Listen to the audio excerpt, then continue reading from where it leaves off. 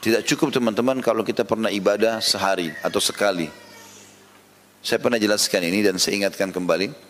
Allah subhanahu wa ta'ala memerintahkan kita untuk baca basmalah, bismillah pada saat mau makan dan minum. Pada saat setiap mau makan dan minum. Allah tidak suruh kita baca sekali seumur hidup.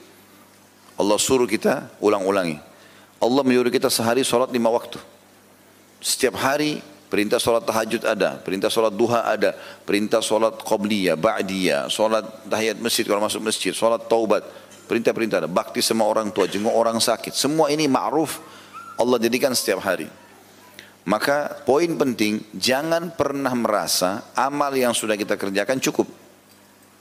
Karena kata ulama Allah memberikan kita umur dan menerapkan di setiap hari dari umur itu perintah amal.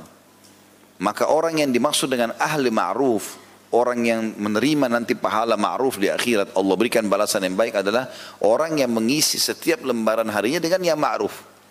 Artinya sibuk dari amal ke amal.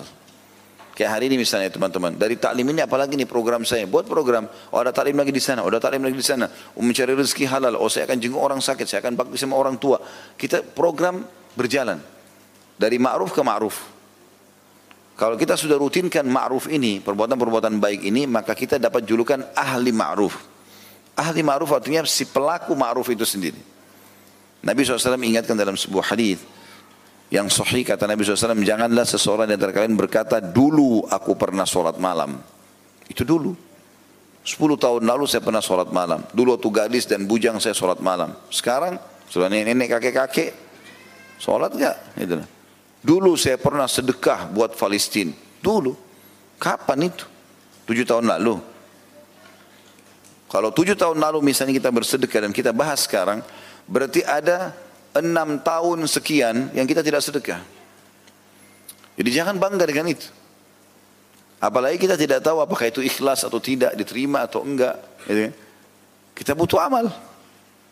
Saking butuhnya kita dengan amal untuk memberikan derajat di surga, sampai Allah jadikan bukan cuma dari kita sumber pahala, dari orang lain kita bisa dapat pahala. Tunjukin orang lain jalan, nasihati dia, bantu dia, jadi pahala semuanya.